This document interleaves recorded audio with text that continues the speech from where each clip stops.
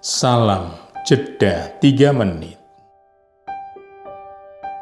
Saudara-saudariku, hari ini 17 Oktober kita merayakan peringatan Santo Ignatius dari Antioquia, uskup dan martir.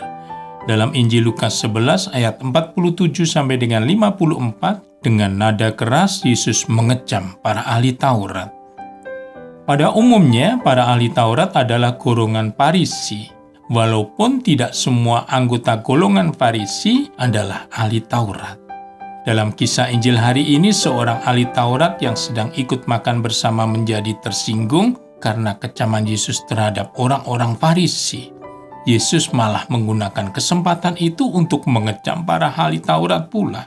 Setelah memberikan kritik terhadap sikap para ahli Taurat yang suka menambah-nambah aturan hingga menjadi beban berat yang nyaris tak terpikul umat, Yesus melancarkan kritik juga atas, pertama, pembangunan makam para nabi.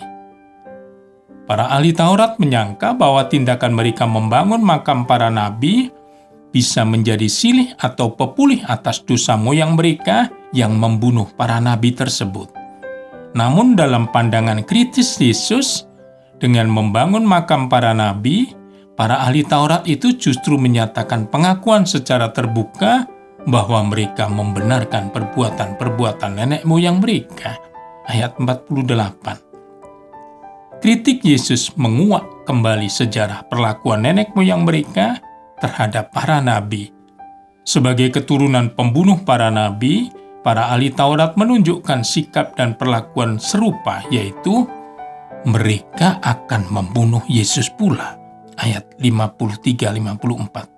Dengan hukuman gantung di kayu salib secara amat keji dan sadis. Dengan kritik keras seperti itu, Yesus mengajak para ahli Taurat mempertanggungjawabkan tumpahnya darah para utusan Allah. Kedua, kritik Yesus terhadap pengetahuan para ahli Taurat tentang hukum Musa yang menjadi kunci kebijaksanaan Israel.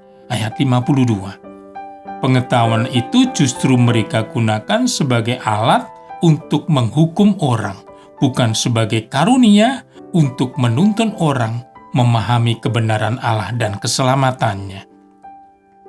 Pengetahuan para ahli Taurat tentang hukum Musa mereka gunakan untuk mengintai, memancing, dan menjebak dengan aneka persoalan rumit tentang hukum agar bisa memasukkan Yesus ke dalam jeratan selip lidah yang akan menggantungnya. Dengan kritik keras tersebut, Yesus membuka kedok isi hati para ahli Taurat. Betapa mereka yang tampak saleh dan tahu hukum itu ternyata begitu keji dan jahat. Semoga kita tidak termasuk orang seperti itu. Santo Ignatius dari Antioquia, doakanlah kami. Berkat Tuhan dan salam jeda 3 menit.